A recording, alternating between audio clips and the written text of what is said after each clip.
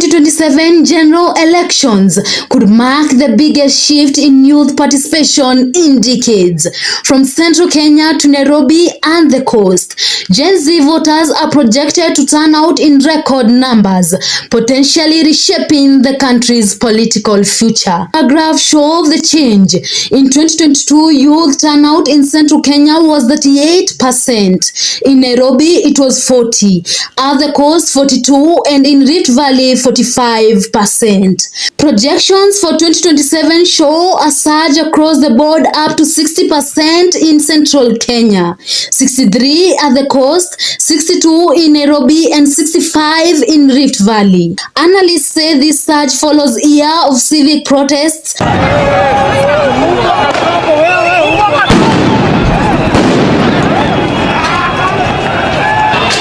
online activism, and campaigns urging young Kenyans to register to vote. We are East Africans. Yes. We are Africans. Yes. In 2022, young voters in central Kenya formed just over a third of those who cast their ballots. Older voters dominated the polls. By 2027, projections show youth could make up to 60% of the turnout in central Kenya, reversing the old trend and giving Gen Z unprecedented political leverage in the region. Mimi nawaambia hivi, Waswahili wanasema umoja ni nini? Umoja ni nguvu, sio? Mimi nawauliza jameni, kwa sababu ukiona wale watu wanatuhubiria ati mambo ya umoja, lakini wanatupangia kutugawanya. It is the biggest contradiction in the history of Kenya.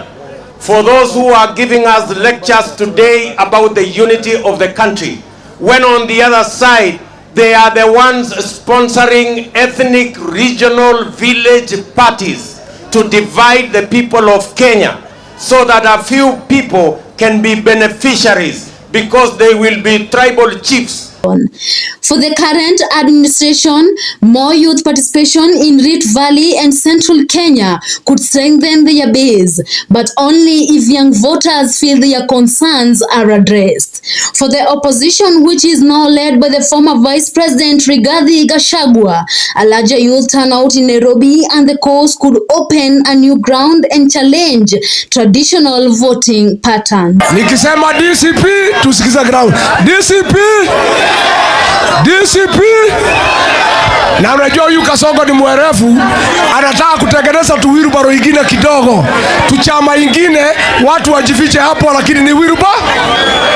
Kwa hivyo watu wetu thegio muno watu aitone mwakena. As 2027 approaches, Kenya's political map may no longer be defined by old alliance, but by a rising generation of young voters. Their choices could decide not just who wins, but which issues define the nation's future. You cannot negotiate with your oppressor, or at least you cannot let your oppressor define the very rules by which you are to fight for your liberation. Liberation itself is a violent act.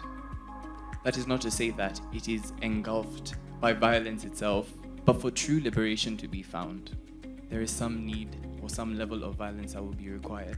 Because in the eyes of the oppressor, you will never do right if you are not choosing to be the oppressed.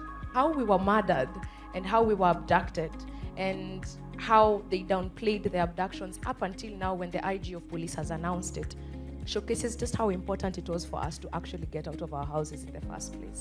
I have been dissatisfied with the fact that we have to remind people what they took a Bible and swore an oath to the people to do.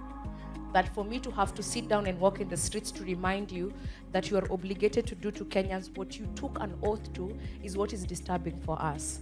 New movements like the DCP and the youth-focused initiatives have created a sense of ownership and responsibility in the Kenya's democratic process.